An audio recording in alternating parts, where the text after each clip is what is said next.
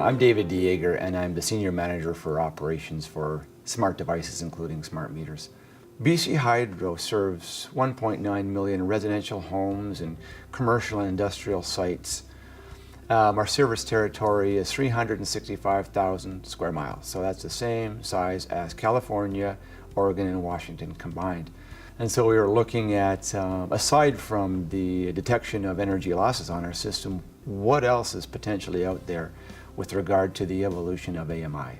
We know it's going to be a pretty extensive journey, but along the way so far, we've found some real nuggets, both in terms of the use of these smart meters or smart sensors, as it were, to better detect asset health, as well as being able to leverage what we're calling a multi-service grid network. And we ensured the technology we selected best fit that mold to support these disruptive technologies as they come on board. You know, we started deploying our first meter in 2011, and it took us around 16 months to deploy all the meters. Now we're just completing the network. You know, in our quest to deploy this system, we realized that we needed one system to do many things. We wanted a system to support multiple applications. And so our use cases were written with a specification for a technology that didn't exist. Itron and Cisco formed this partnership in order for us to adopt a very expandable and extensive network for us, so I can start to leverage a single network for many applications. So you'll hear us start to talk about distribution automation, using IPv6, which is the migration of the old legacy RF LAN that Itron had provided to many customers, to support a fully compliant IPv6 network for distribution automation devices, whether it be a recloser, or voltage regulator, or new street lights, or demand response programs. And once we started migrating to IPv6, we found ourselves looking forward. We would be the largest IPv6 utility globally. Some of the first benefits we saw when we migrated over is the old RF LAN, when it was hopped up on IPv6, became much flatter. So as an example, instead of having multiple hops on RF LAN, we decreased the hop count. And so when you decrease this hop count, as it were, you decrease the latency to which meters can speak to meters, that can speak to routers, that can speak to the head-end system. And once we discovered that, we realized, well, now we can start to layer in distribution automation technology. DA devices need a lower latent network. So it became flatter and it became speedier. And it was based on a fully compliant standards-based network.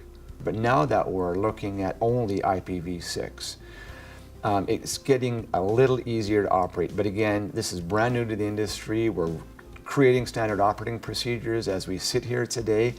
But we've got some great technology vendors in Cisco and Itron who are really helping us with some of the operating orders to make sure we actually do enable all the benefits out of the system. We've saved thousands of truck rolls in terms of the reconnection and disconnection process, which end up as significant savings to a utility. So voltage is a good marker of how well your system is working today, and we've actually set different thresholds that alarms us in terms of where we're starting to see system disturbances and getting out in front of it. So again, unquantified benefits that we're starting to realize. Now, on August the 29th, BC Hydro witnessed one of its largest outages in its history. So we lost power to over 710,000 customers. We were able to use the functionality within the smart metering system to assist in the restoration activities. Closing out work orders, determining whether power is on or not. Subsequent to that, we've replayed the entire storm through the eyes of the smart meters, and the amount of information gleaned from this is going to be very useful as we start to enhance what types of information we can actually put into the hands of our trouble center. In this particular outage, we saw the better part of 2,400 work orders dispatched to the field, where in a normal month there might be 2,000 work orders. So that shows you the significance of this particular event. So never before have we been able to get this many customers back on in that short a time.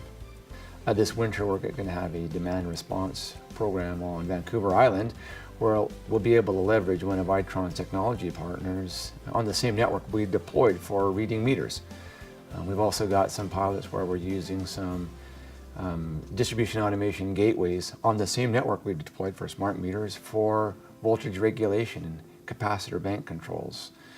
So we're just starting to test the waters in terms of the advancements in the smart grid part of our multi-service grid network. And we're probably only using today 10% of what we'll be able to use in the future. Right, so it's starting to uncover all of the additional benefits that we've seen from previous deployments of AMI. Right, there are many tangible, quantifiable benefits to use when you look at a multi-service application or multi-service network.